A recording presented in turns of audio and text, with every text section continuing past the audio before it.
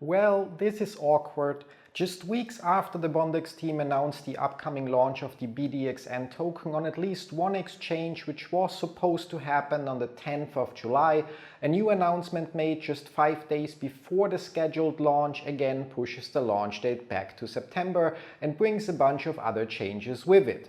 But before we talk about the details and what this might mean for all Bondex users, let's get the usual disclaimer out of the way. Everything I share in this video is my personal opinion and in no way financial or professional advice of any kind. You should always do your own research, consult certified professionals, draw your own conclusions and make your own decisions.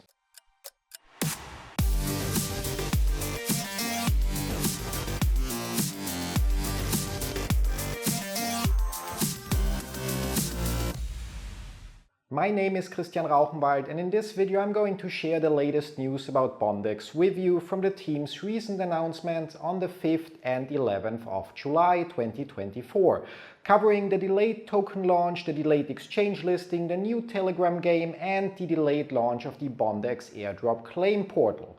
First, however, here's your reminder to like, subscribe and enable notifications so you don't miss out on future videos.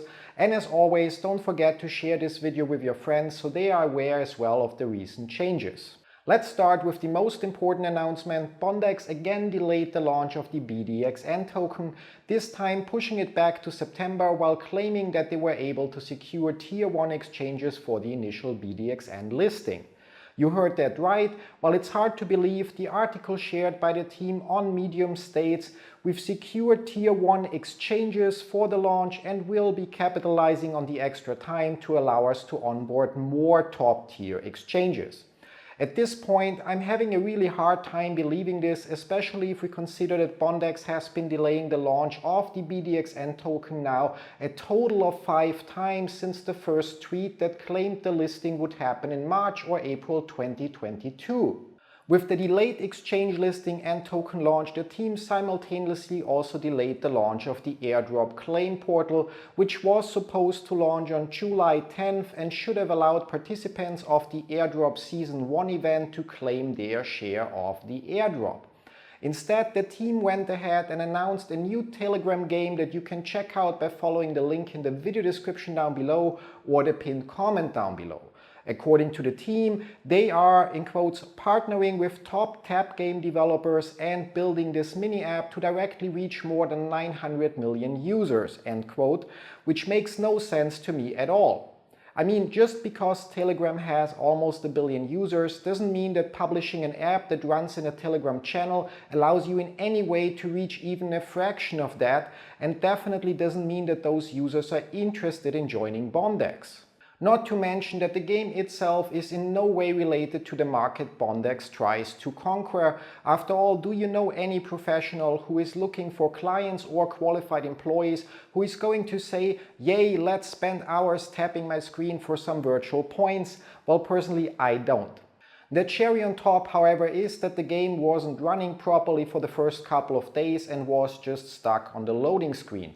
While the team claims that the huge demand was the cause of those issues, I'm also having a hard time believing that, because the game is really nothing fancy and the availability of things like auto-scaling should avoid issues like that in the first place. Well, as mentioned, you can check it out on your own by following the links down below, but you don't have to, because I also took the time to record the game. After not being able to get past the loading screen during the first 2 days, I was finally able to start the game on the 3rd day and was quite disappointed to see that there appears to be no real purpose behind it. Once you start the game for the first time, you have a certain number of points and all you have to do is tap the screen to gain more points, use points to buy upgrades that improve how many points you earn per tap or how fast your energy recharges, and a few other minor things.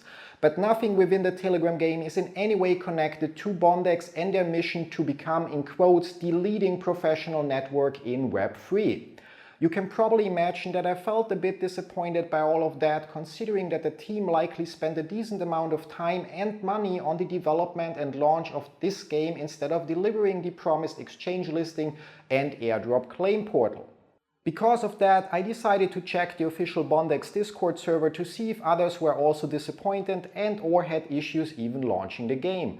Surprisingly, however, I couldn't really find any negative messages and decided to share my disappointment in a short and relatively neutral message along the lines of, "I'm stuck on the loading screen and have to say I'm a bit disappointed that the team decided to launch a game nobody asked for and that it isn't working properly instead of delivering the things they previously announced." To my surprise, instead of getting any kind of answer, I noticed a few minutes later that I got banned from the server, and I have to say I'm not sure what I'm supposed to make of that.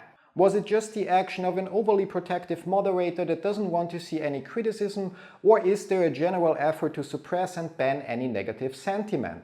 Honestly, if Bondex would require any kind of investment outside of pressing a button once per day and completing your profile, I would start to worry at this point. I mean, if we sum things up and consider the repeated delays, the launch of distraction projects like the new mobile game, and how fast at least certain team members act to raise any negative sentiment, things suddenly don't look that promising anymore.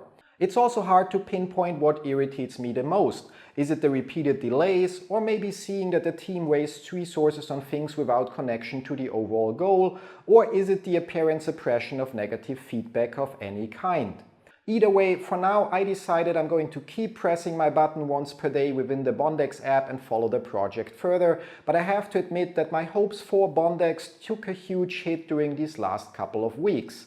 That's it, however, for today. Let me know what you think of those recent changes, and as always, feel free to share any questions you might have in the comments down below, or even better, use the link in the video description down below to join our community on Discord and discuss Bondex and other projects with the community and me there. Thanks for watching, see you in one of my other videos, till then, bye bye!